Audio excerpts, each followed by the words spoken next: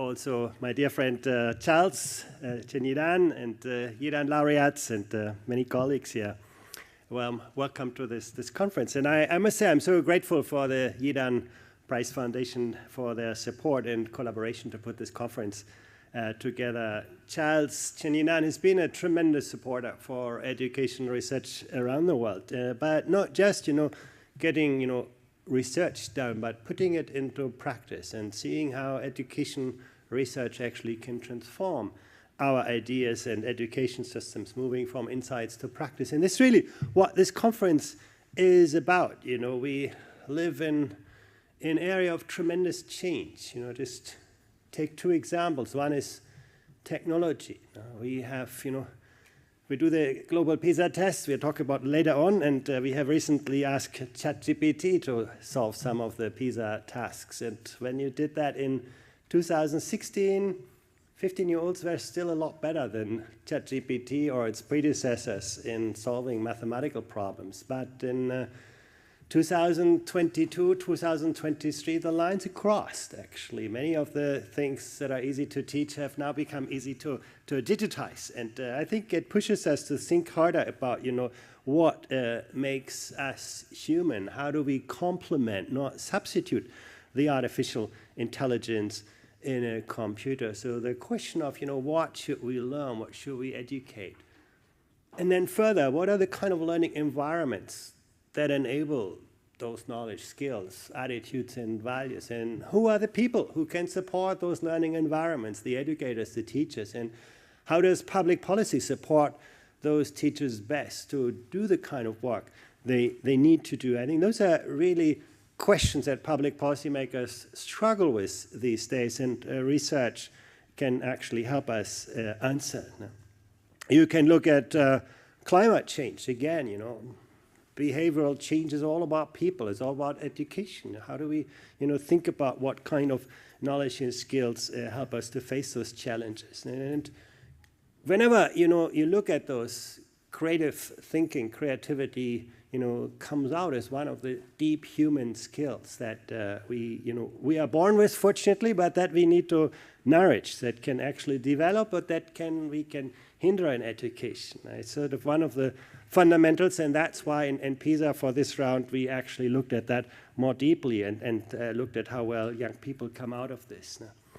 At the same time, new solutions are not developed in a vacuum. We know a lot about what works in education. It's a lot of good research being done, but we're not so great in putting that into practice and into policy. So to build those linkages between research, policy, and practice, I think that's also very, very important. In other fields, we take that for granted. You wouldn't let yourself operate by a surgeon who couldn't demonstrate that they would be working on, well-proven practices.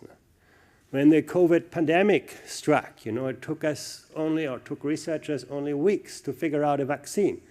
But we didn't use it immediately. No. We wanted to be sure that it has, more helpful than harmful effects. So even though thousands of people, 10,000s of people, millions of people died, we waited until we were sure it would actually work for us. And that's not the case in education. We often, try out things without, being sure of what works. So creativity and innovation is very, very important, but at the other end of the spectrum, we need to have, better, understanding and knowledge mobilization. And that dual approach, being really innovative, advancing the frontiers, and at the same time, being sure that what we put into practice is what we know works is very, very important. And again, I think it's those two aspects that are really at the heart of this conference. We, can think about three groups. Students who we want to be leaders of hopefully a better future. They need to be empowered with the tools to think critically, creatively, but also, act responsibly in this world and build in education systems and learning environments and help them. Teachers who are not just instructors of prefabricated, curricula, but who can drive that frontier of innovation, who can become, designers of effective learning environments, who can foster a culture of innovation and collaboration as we take it for granted in professions. And then, hopefully also policymakers who themselves, embrace innovation and but still base their policies on solid research, foresight, and creative solutions. Now, so I hope this conference is not just exploring those things, but becomes a real call for action. And it is an invitation for all of us to truly engage with evidence, to collaborate across countries, to collaborate across professional boundaries. I really think the mix of participants is just fantastic to see how many people came from so many different areas, and to challenge some of the norms, to challenge the status quo, and to build education systems that are not only efficient, but that are adaptive to the future. So I'm absolutely pleased we were able to bring together so many brilliant minds, educators, researchers, policy thinkers, who are all committed to this course. So let us embark on that journey and ensure that learning remains a dynamic and powerful tool for change. In other words, in Charles' words, so that we can create a better world through education. And now it is really my great pleasure to give you the floor, Charles, whose vision and dedication have brought us together here. Thank you.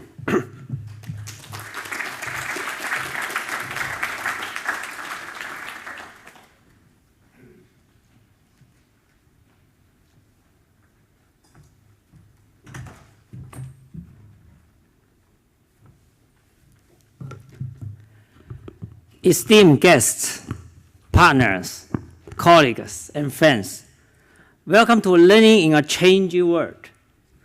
This collaboration between the Eden Prize Foundation and the OECD will explore how we can build resilient, future-focused education systems based on a foundation of learning from evidence and embracing creativity.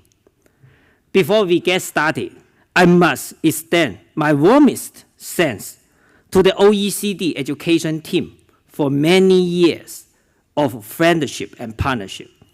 Our history of working closely together includes research on growth mindset with Eden Prize laureate Carol Dweck, and building research skills in Africa with laureate Eric Hanashek. I am also grateful to Angiers, OECD Director for Education and Skills, and the head of the judging panel for the Eden Prize for Education Research. He has a keen sense for the most effective ideas in education and the people behind them. These ideas showcase the power of creative thinking, something we will be exploring in detail over the next 2 days. Creativity can be difficult to define. Every culture has its own interpretation. Every language provides its own nuance. But know it when we see it. We often talk about creativity in 2 days. The first is the power to imagine, to see an issue or problem in a different way. The second is the ability to make, literally to create. Put together, then we can think of creativity as the ability to produce new ideas, things, insights, or behaviors. And creativity excites us. Our thoughts race, or we feel the rush of magic in seeing the world from a different perspective. We can all think of a great book, or radical piece of art, or even a conversation that changes our point of view. Sometimes it's a technology that changes the way we all live, like the rapidly developing AI models. How did the writer, artist, and inventor imagine something completely new? Where did they get the skills to turn an idea into something tangible? How did researchers and developers envision such powerful models? How did they endow machines with imagination and creativity across diverse domains? Traditional Taoism tells us that Tao begets one, one begets two, two begets three, and three begets infinity. Tao starts from chaos, and it's the primitive order out of an imaginative reordering of chaos. Imagination is followed by actualization. Actualization involves expertise and critical thinking. And more often than not, many people working collaboratively.